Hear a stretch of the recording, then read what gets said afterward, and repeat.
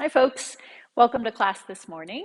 I hope you're doing well. It is very fall-like here in Blue Mounds, kind of chilly, but clear and pretty outside. So, yeah, we're having a good weekend.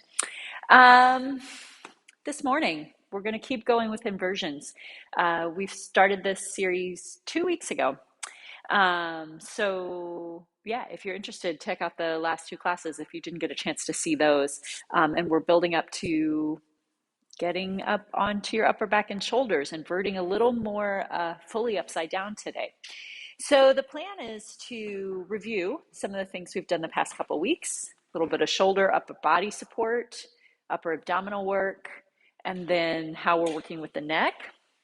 And then we'll move into some ways to roll up onto your shoulders. And we'll have lots of ways to do it. So there are options for everybody.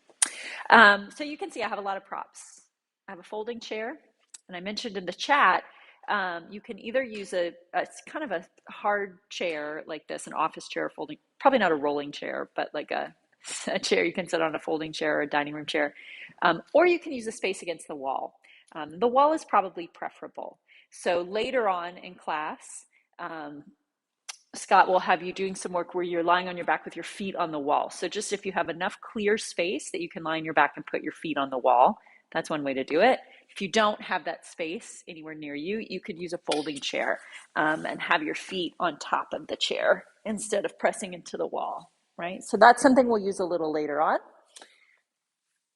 Right away, we're going to start with using either a kitchen towel or a strap. So if you don't have those things on hand, you can pause us, you can go organize yourself, and then come back and hit play, and we'll be, you know this, you've had TiVo forever, but it'll start right where you need it, right? So gather your stuff if you need to, and then we'll get started. I'm gonna put this chair away.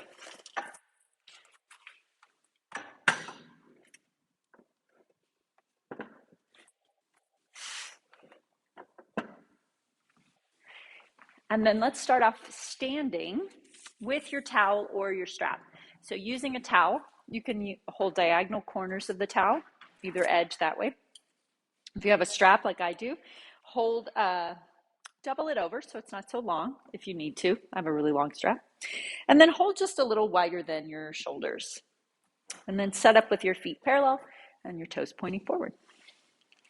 And we'll take a little pull out. And as you pull out, feel the shoulder blades wide.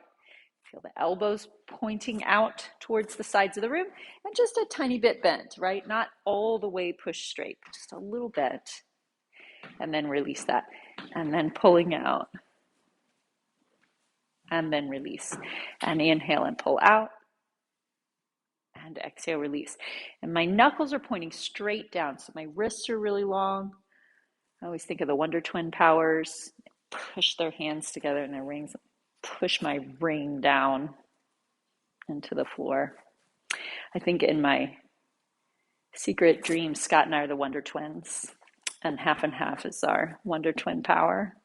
So I think of that as I push my hands down, my knuckles down. Everybody wants to be a superhero.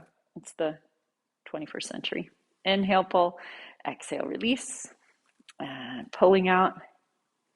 And release. Two more. And pull out and hold that. Now, once you find this position, can you feel your triceps working? Can you feel the upper back of your shoulders working? And can you feel a lack of gripping in your neck? It doesn't have to be totally turned on in your neck, but it's not gripped, right? So there's a looseness, there's an ease in the neck, but it's also not like pushing your shoulders down, right? There's a little bit of work in your neck. So once you find those three things, keep all that as your arms go up just below shoulder height and then back down. Triceps keep working, elbows stay wide, upper back stays on. Inhale, reach up, bend your knees as you go down. And inhale and exhale. And reaching up and lower, knuckles straight forward towards your Wonder Twin. And inhale, reach up and lower and reaching up and hold it. So in this held position here, still triceps, still like loose, but not perfectly relaxed neck, still upper back, but now top of the shoulder, right? Deltoid, you're gonna feel as well. So that's just fine if you feel that. Pulling out, release.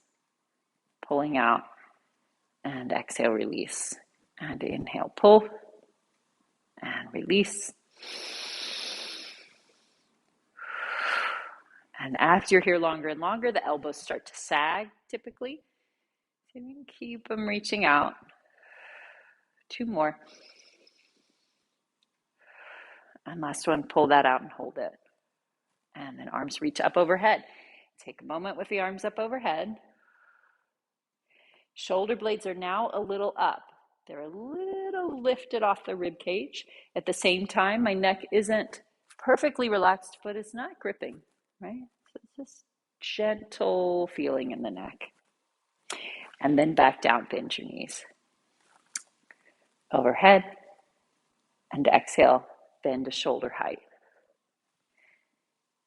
So what do you feel with the arms overhead? Can you find that? How's that different than when the arms are down?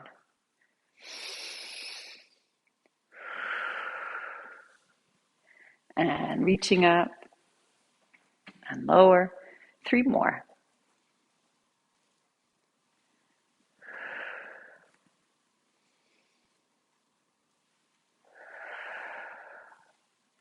And last one. And lower all the way down. And relax everything. Step your feet open a little bit, toes pointing out. And just kind of comfortably apart.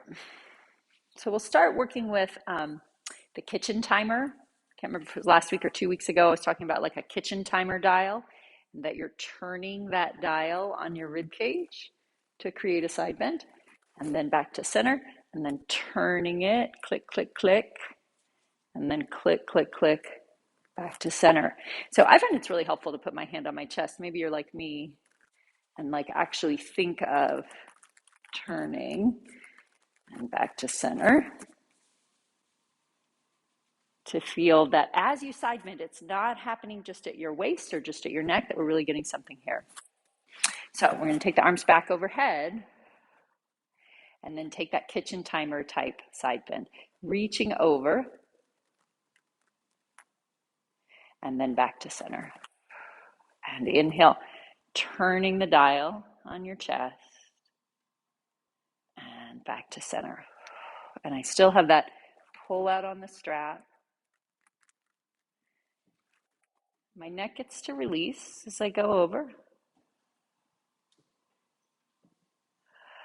So my head goes with it, right? Follows.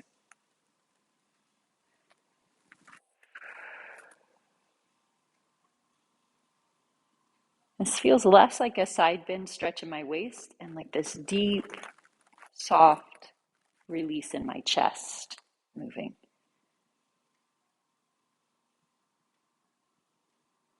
And back to center. And lower your arms down. Bring your feet back together. Let's take the strap behind you. Knuckles are still down. Thumb side is going to think of pushing back, right? So here are my thumbs. I'm going to think of pushing them back a little bit. So the back of my hand is facing the camera, is facing the front. And I want to keep feeling like that thumb side pushes back, which also translates to my armpit side pushing back. And pull out and reach the thumbs and armpits back and bring it back in. And inhale, reaching back and release. And when I think thumbs and armpits back, it is more possible for me to keep my shoulder blades wide, which is the other thing I'm trying to do.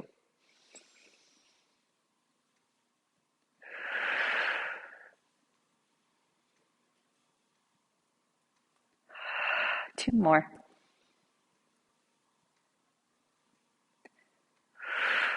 And last one. And then release. Okay, so hopefully feel some warm up through here. We've worked the shoulders through lots of range of motion and creating some strength through all that. That helps open up some of the chest muscles so they're not so sticky. strengthen the upper back muscles. And then that's going to be helpful for the next thing we do, which is getting some movement in the head, neck, and upper spine and upper abdominals, which is what we're going for now. We're going to head down to the mat, however you like.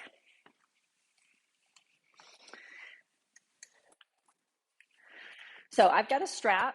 I'm going to lay my strap in the center of my mat in a very fastidious and very precise way, because it helps. If it's a little crinkly, this is not going to work that great. So be a little neurotic for a moment and lay your strap out really nicely. If you have a kitchen towel, it's going to be slightly different. So I'm going to take that and show that version too. So just fold it in half with the kitchen towel. It's going to go horizontally. So the strap is going along with the mat, and then the towel is perpendicular that way. I'll show both versions. You don't need both, but I'll show either one. So if I'm on a strap, I'm going to, again, very gently, so as not to mess up my nice, perfectly laid out strap, lie on the strap. Pelvis is on the strap, head's on the strap, and there's about 6 or 8 inches above my head of strap left over. If I have a kitchen towel, I want my head to be right in the center of the towel here, and then I'll have it on either side. So take a moment here and just feel your spine on the floor. Again, if you've got the strap, you're feeling your spine all along the strap. And then for everybody, feeling the weight of your pelvis, feeling your upper back and shoulder blades, and feeling the weight of your head. And then think back to how the upper body, the rib cage, is moving. I talked about that soft release in your chest as we did the side bends. What kind of effect does that have on you now as you breathe? Can you still feel kind of juicy in your rib cage and your chest? Letting the rib cage move with the breath.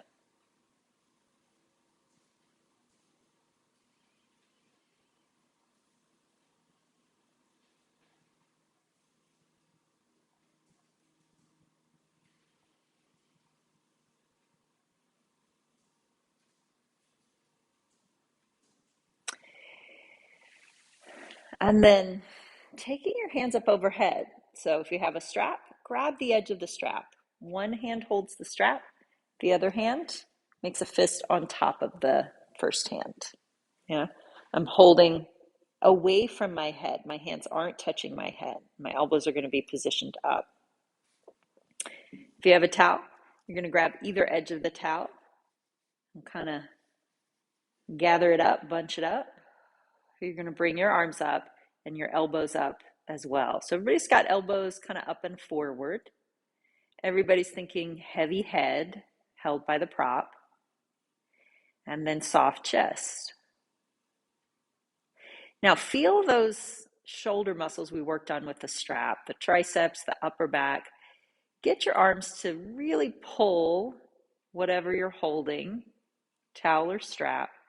And then as your arms pull up, it brings your head up. You soften your chest and roll up till you're looking in your belly. And then once you're up, just take a moment, relax your neck a little more, feel your head a little heavier.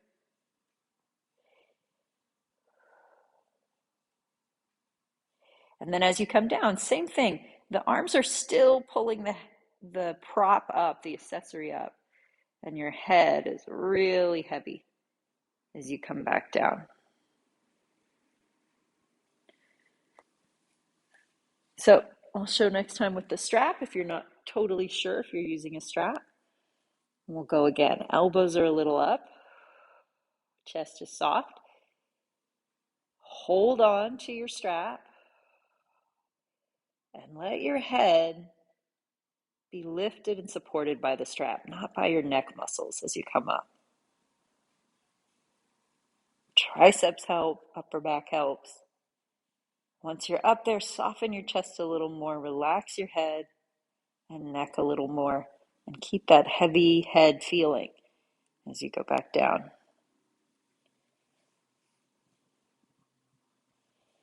It is possible to fully relax your neck in this particular exercise. So go for it. Let it really relax as you come up.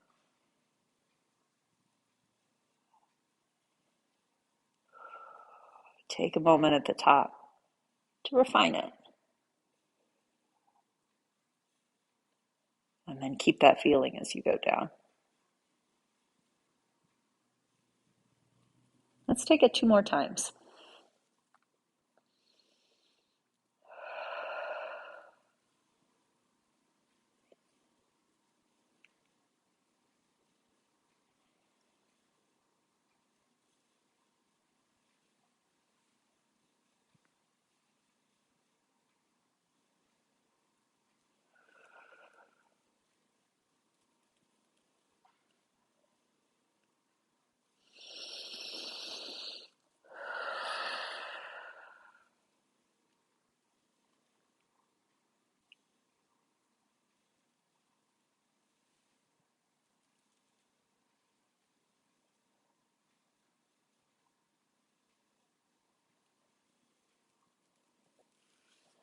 And then once you come down this time, relax for a minute. Notice your breath, notice your neck and your head and your upper back.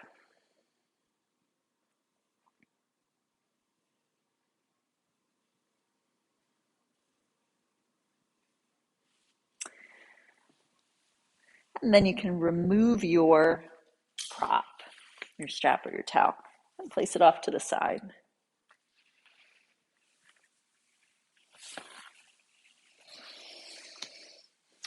Okay, so one of the things we talked about for the past couple weeks, but I think especially last week, is that the upper back, when you're going all the way upside down in an inversion, like rolling up onto your shoulders, which we're going to look at today, what we want to do is get up to the space in between your shoulder blades and your upper back. Not onto your neck so much, not weight on your head, not kind of gripping chin to chest. And the way that we can do that first is we have to make the upper back a little more mobile, right? It's got to be open enough that there's space to balance there. It can't be flat and lined up with the rest of the spine. So we're working on finding the upper back curve, and then we're going to eventually flip over and balance on that. So when I do a crunch, lots of different things people might think about. But for today, what we're looking at is, can we create that nice long curve from your head, through the neck, through the upper back, and engage the upper abdominals to support it. So sometimes as I bring the head up, it's really just my head. My upper back has not created a curve at all. Sometimes as I bring my head up, it's tucking my pelvis and my whole spine's bending. That's not going to work so great. It's not actually creating space in the upper back. Sometimes I'm thinking a lot about my abdominals, but not about the other stuff, right? So we're going to take that same movement we just did with the strap, with your hands behind your head now, and see if you can find similar feeling, hands supporting the weight of the head, letting the upper back move, feeling how the shoulder blades peel off the mat, and imagining a nice long curve through the head and neck and upper back, an open space between the shoulder blades, and then rolling back down. And going again, breathing in, exhale, head, neck, soft chest, rolling through the upper back. And if all that happens, you probably feel your abdominals coming on. Even though I never necessarily said to make your abdominals come on, but probably it'll happen.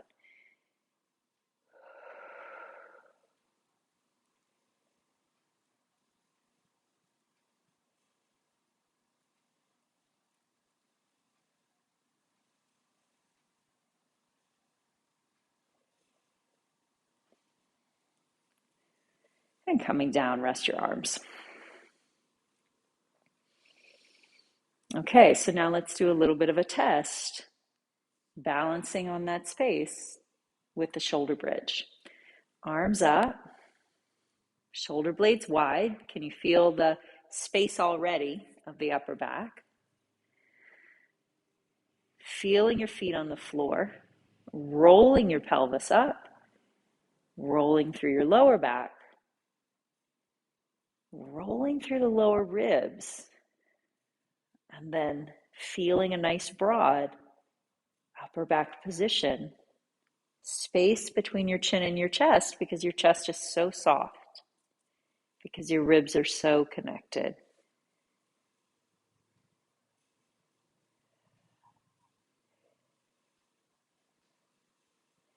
And then rolling back down.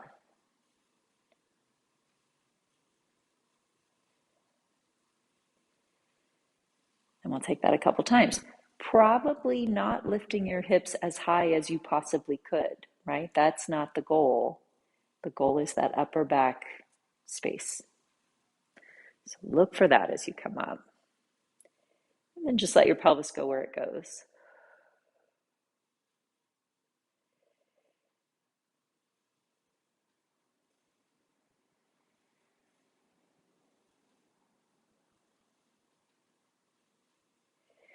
And coming back down.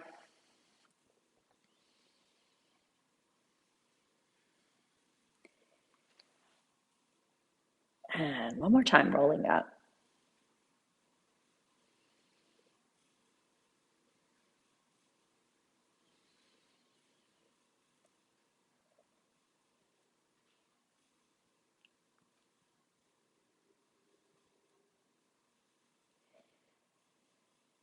And coming back down.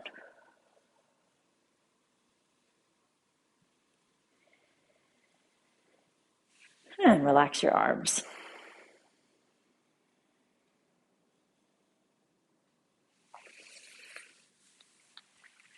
And bring yourself up to sitting. So, hug a tree. I don't remember if it was last week or 2 weeks ago. I'm going to keep referencing things. I talked about creating that sort of hug a tree feeling, like you actually had a tree out in front of you that you could hug, right? You'd have to turn your head to the side, but you'd get there, as opposed to being kind of too far in or too far out. That nice, really round tree trunk feeling. Still easy in my chest, supported with these upper back muscles. And when I do that, I get a nice open space through my upper back and a soft chest. So we're going to use that feeling in our one leg roll up, right? So a little leaned back behind the sits bones here. And then I take that soft chest, hug a tree position, grab onto the leg. Now my upper back arm muscles are supporting this, my soft release chest. As I roll back, I don't want my tree to change shape, meaning I don't want my elbows to straighten or bend anymore. I just want to keep softening the chest and opening the upper back. Take it to the place you can control it. I'm going to go 2/3 of the way down. And then this is the moment when you transition and come up, can you leave your arms just like they are? Can you keep your soft chest and open upper back? Going down is hard, coming up is harder. So be aware, right? Like, well, you might think, oh, I can go farther, but can you actually come up from going farther? I don't know. Find the place you can do both.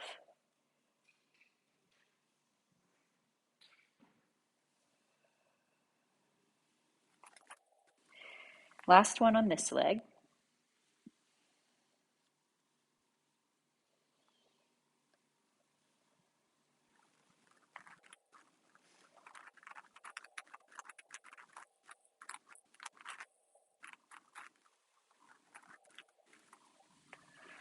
And then stretch your leg out. Okay, you starting to get it? That feeling. Let's see if we can do it on the other side. Lean back, hug your tree, grab your leg, soften your chest.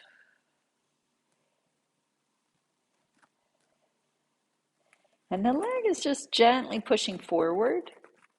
So it's challenging your arm stability, right? That's okay. Use that, push your leg forward, but let your arms keep their stability as you do it.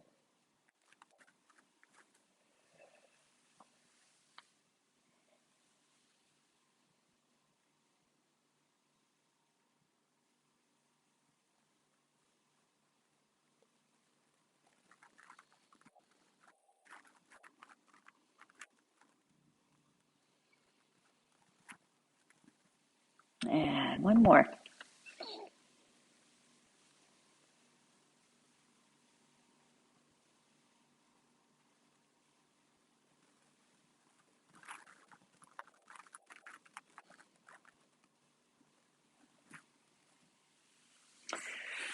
And rest.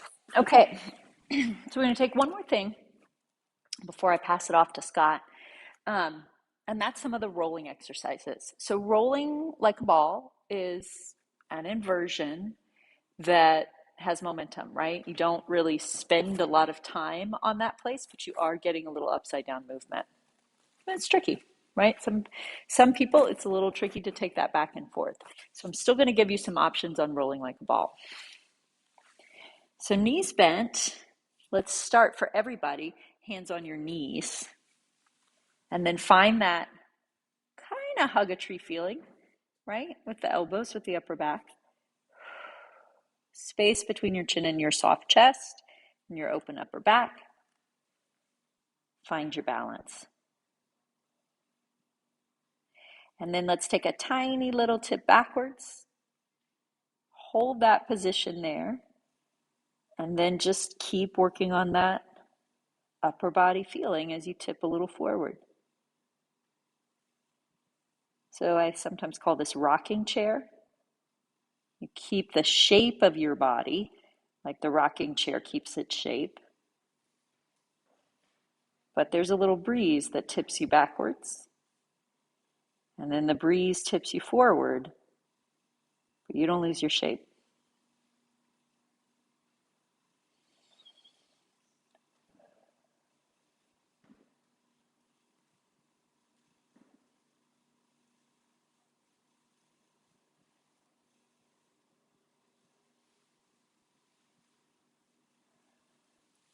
Okay, so that's phase one, rocking chair.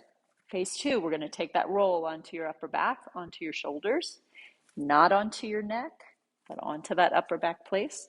And if you want to keep doing the rocking chair instead, if that works a little better for you, if your spine is sensitive, your neck is sensitive, you can stay with that one. So find your balance again. Now you can do hands on your knees or hands on your ankles. Which one helps you feel that upper back position better? I'm going to go for shins. Mid shin was going to work for me. I'm going to roll back, try to find that spot, and then roll back up.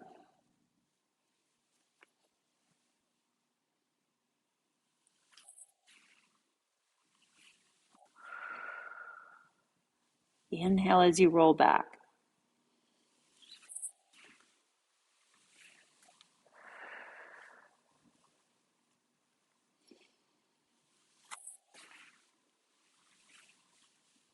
Whole time, I got space between my chin and my chest. My arm position isn't changing. My leg position isn't changing.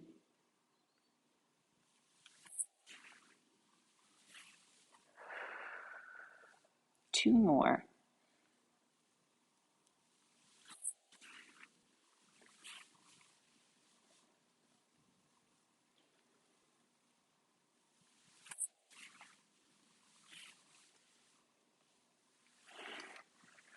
And relax.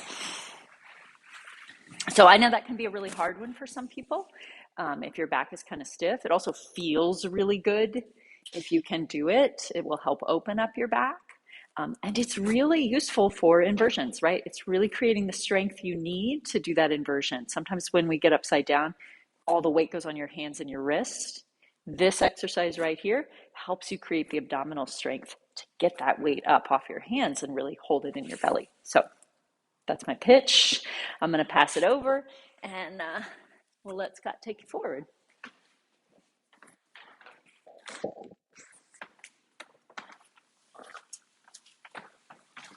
All right, so thank you for that lead in. And I want to talk a little bit about why would we do inversions. We have these great instructions and how we're going to get into inversions, and we will ultimately in a few minutes do inverted positions here. But I think a really great question of why, who cares? Inversions are basically a neural hack that when we get stressed out, when we're feeling anxious, it's not just in our mind, it's also in our body. And so what inverted poses allow us to do is basically come in through the portal of the body to help calm the nervous system down, specifically the autonomic nervous system. And one of the ways we do that is that we intervene in a feedback loop. And so your blood pressure, like a lot of systems in the body, has a sensor that feeds information to the brain. And if that sensor reports blood pressure is too low, then your system will increase the blood pressure. And then if the sensor measures that the blood pressure is too high, then your body will lower the blood pressure. And that sensor is located in your upper chest in the aortic arch. And it's called a baroreceptor, root word baro meaning pressure.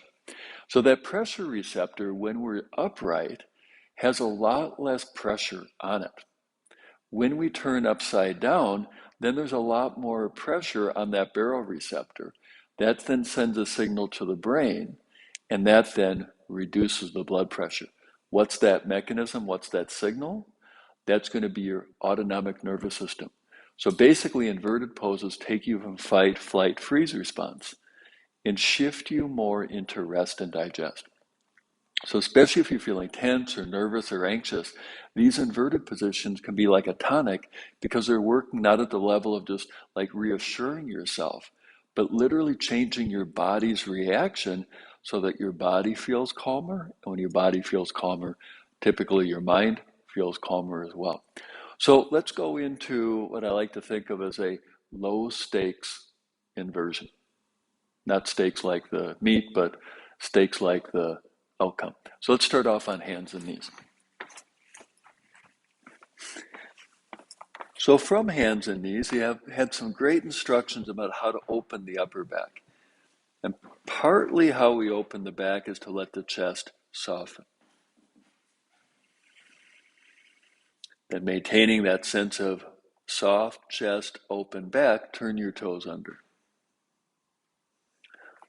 Then lift your knees and hips. Take your hips way back behind you. And then let your head hang. We're going to spend about a minute here, so kind of a longer hold. So maybe you've been in a swimming pool and you dive down and you feel there's more pressure at the bottom of the swimming pool than there is up by the water's surface. And so what we're doing here is we basically turned the body upside down, so now there's more pressure in the chest than there is in the hips. That pressure then stimulates the baroreceptor. Your body right now is perceiving blood pressure as much too high. And that's triggering your autonomic nervous system to move from fight, flight, freeze response into rest and digest response. Let's take a few more breaths here, let this process unfold. And then come on down to your knees. All right, so we're going to do that again. So right now, when I'm upright, more pressure at the bottom of the pool than there is at the water surface. And so what we're going to do is flip the system upside down so there's more pressure in the upper body and less pressure in the lower body. So we can do a downward dog. This will be a lot shorter hold. Now to further support this process, lengthen your out breath. The exhale naturally stimulates the parasympathetic nervous system. So we're going right into the nervous system at a really deep level.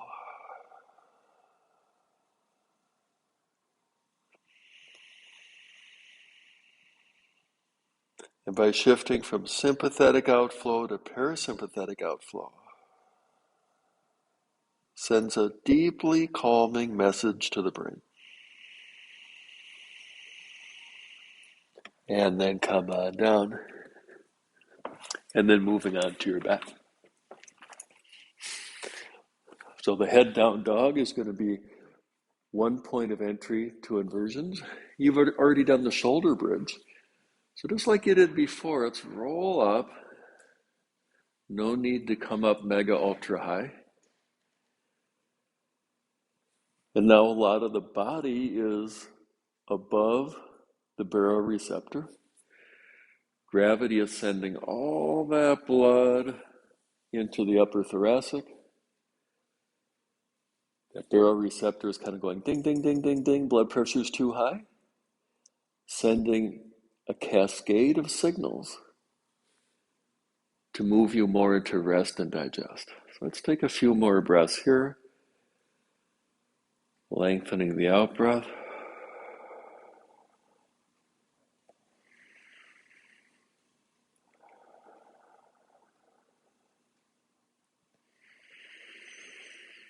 And then roll down. Let's take a few breaths once your hips are on the floor.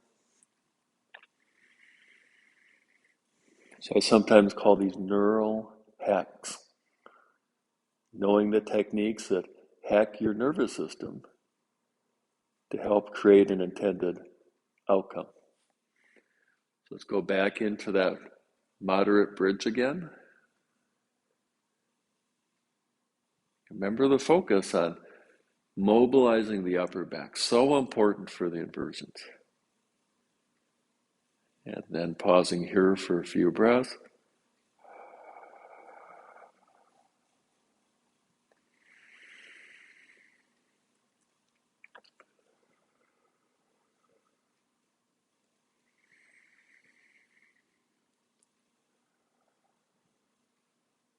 And then roll on down. Sometimes people ask, they'll say, does this neural hack work when you have a high blood pressure? And the answer is it depends. It depends on how your high blood pressure is treated. 3 broad categories of high blood pressure medications. The majority of those medications, this technique will be supportive of calming your body, calming your mind. So rolling up, it's not that the other one, that this is harmful. It just doesn't have the same effect. But you still get all the great effect of freeing your upper back. We'll take a few breaths here.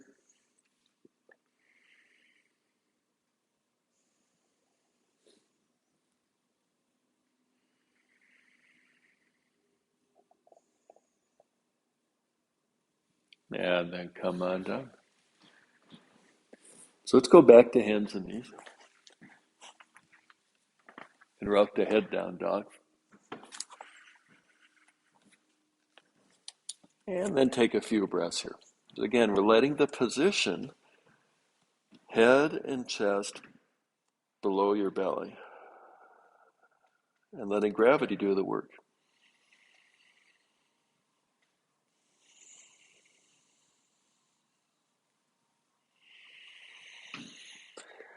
And walk your feet forward up to your hands. Let your head hang. And here's another low stakes inversion, meaning that it's more or less passive. Not only is there very little pressure on the neck, there's actually a chance to decompress your neck. So let's take a few breaths right here, one of the underappreciated yet very effective inversions.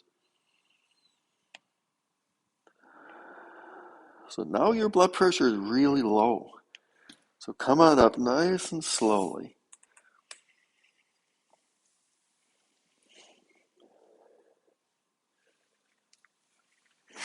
Then the beauty of Homeostasis is that baroreceptor sends all its signals. Now your blood pressure is more normalized so that you don't fall over. All right, drum roll. Let's take a look in a few moments here at feet against the wall or feet up on the chair, either one. Now, before we do so, the shoulder stand went kind of, in my opinion, kind of crazy in the 1960s and 70s. And I largely attribute this to one teacher that taught a form of shoulder stand that put a whole lot of strain on the neck. That alignment, that technique was complete nonsense, yet unfortunately it was really pervasive in our country. We're not going to go up on our neck at all. We had a really great question come in, concern about the neck being on the neck. Completely am on board with that concern. What we're going to do here is an upper back shoulder stand, not a neck stand. Don't want to put any weight on the neck. So let's set up near a wall, or if you don't have a wall, you can use your feet up on that chair like Collette showed you at the outset. You can probably see that my butt is pretty close into the wall. And then just like you did before, let your back broaden. Remember that feeling of a little bit of softness in the chest. It's another legacy of yoga. A lot of people are pushing their chests forward. So let your chest relax and let your upper back open. All right, so you can probably see how my feet are against the wall, my heels contacting, knees pretty bent. And now let's do a mini bridge. So remember how we did a bridge on the floor before? And now we're doing a little bridge, lifting up a bit, holding. And then rolling down. So basically, same thing we did with the feet on the floor, except now the feet are up on the wall. So rolling up just a little bit. Remember that feeling of mobilizing your upper back. So the weight is on your upper back, not on your neck. And then come on down. No. So we have a fork in the road here. So if your upper back is still kind of stiff and coming up higher puts the pressure on your neck, don't come up that high. But if you've received some of the benefits of what Collette shared with you on mobilizing your upper back, then more than likely you could lift your hips higher up and not put pressure on your neck in the process. So let's take a look at that. So lifting your hips a little bit higher. Now, as long as your upper back is mobilizing, there should be little, if any, pressure on your neck. I'm not feeling any pressure on my neck. And let's hold here for a few breaths.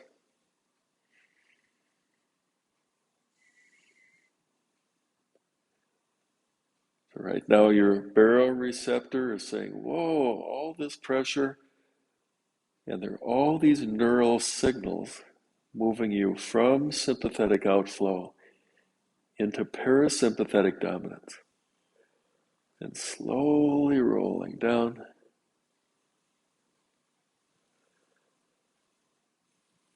All right, so I'm going to be a little more critical of some common yoga techniques.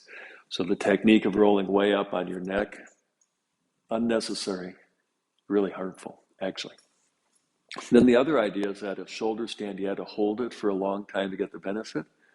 Complete nonsense. So you get the benefit within actually just a few seconds. The nervous system is electrical, and electrical signals switch very quickly. Doesn't take much time. So now let's bring arms in a little bit closer and roll up to your capacity. Remember, we don't want to put any pressure on the neck. And then if your upper back mobilized, you may be able to place your hands on your butt. Take your feet up a little bit. And exhale. So just a little more inverted.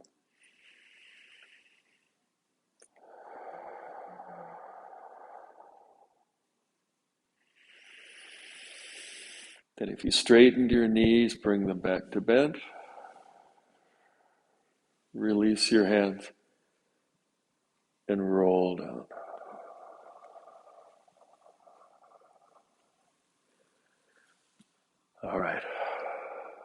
But let's do this one more time, and step by step here. At any point along the way, you're welcome to work with the previous version. So hands close in, palms facing the floor. Lift your hips up a little bit. That's like we did in the shoulder bridge. And maybe you work here. Or if you want more challenge, you could lift your hips higher up. Use your hands to help provide support. And straighten your legs. Maybe you'd like to work here for a bit. Or perhaps you'd like a little bit more challenge where you could take one leg off the wall and then the other leg off the wall. And the idea here is no pressure on the neck. Let your upper back support your body. Let gravity do its work. Baroreceptor is now registering a lot of pressure. And that's creating a neural cascade that very rapidly is moving you more into that rest and digest, healing physiology. And if you took your legs away from the wall, bend one knee, take that foot to the wall. Bend the other knee, take that foot to the wall. Release your hands and roll down.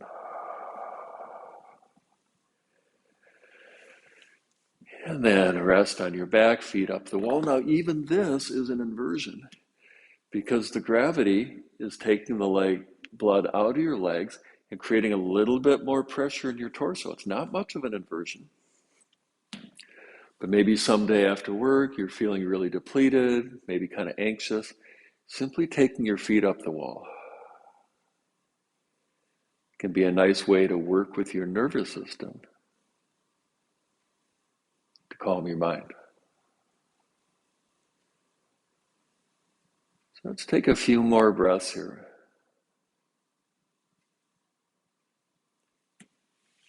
Then roll to your side and come on up to sitting.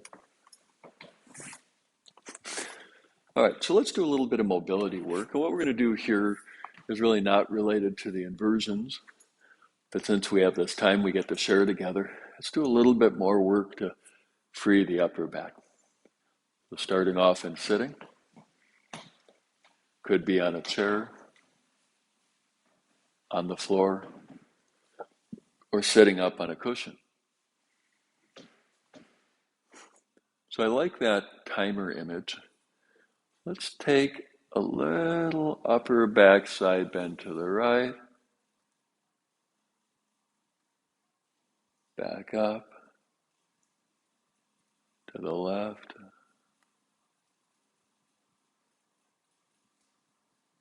back up, click, click, click, to your right, click, click, click, back up to vertical. Last one, click, click, click to the left. Click, click, click, back up to the vertical. Now from that same part of your spine, generate the twist. Twisting first to your right. Left hand comes across, right hand behind.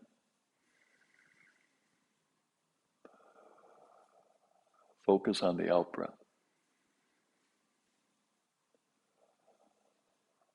So for you engineers, scientists, physiologists in the room, leave it to you to figure, why is the out breath inherently more calming than the in breath?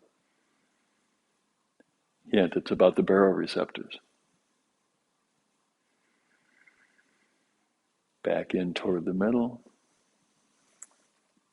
Remember where the click, click, click movement came from? Now twisting to the other side from that same place.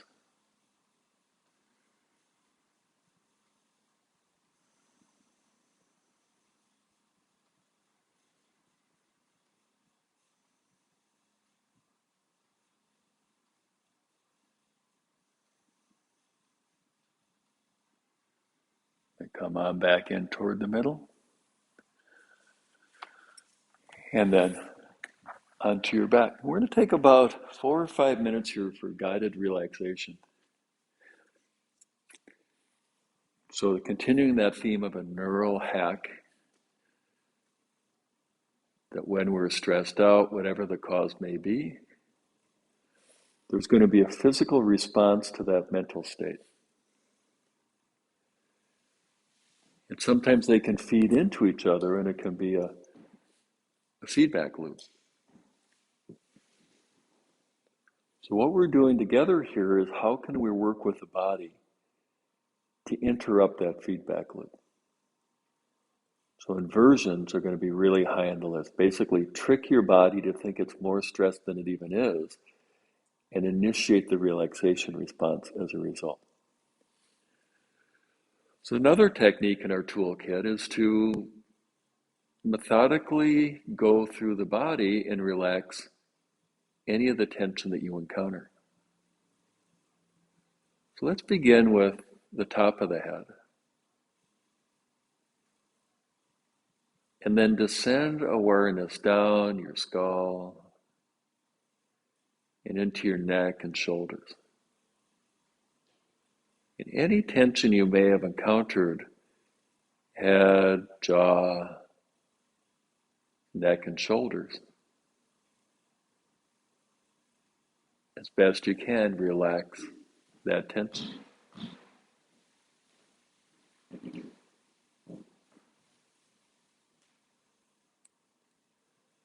As your body relaxes, it signals the brain.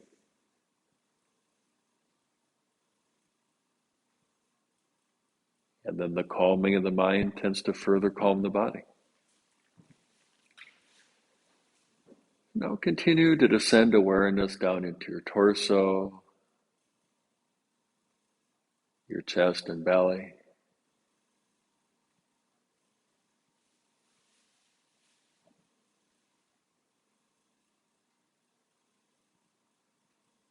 Down into your pelvis, especially your tailbone. Relax your tailbone. Mammals tuck their tail when they're scared. So a neural hack is to relax your tailbone.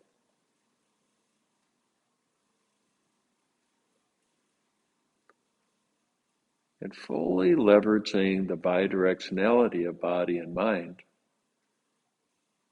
And descend awareness down into your thighs and knees.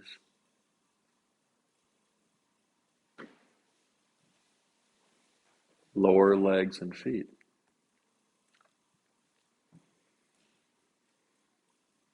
You don't have to relax all the tension to get the good benefit. Even relaxing a little tension you may find in this place and that other place.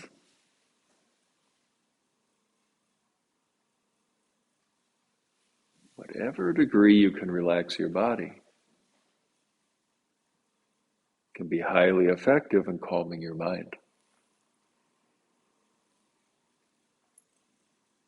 So take a few moments here quietly to continue the process of aware of your body and relaxing any of the tension that you may encounter.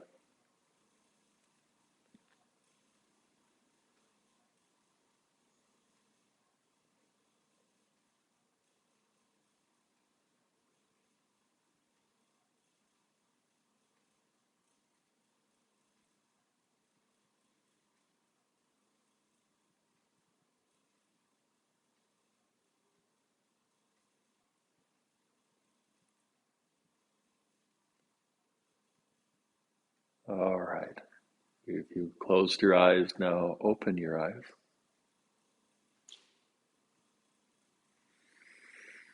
And then come on up to sitting.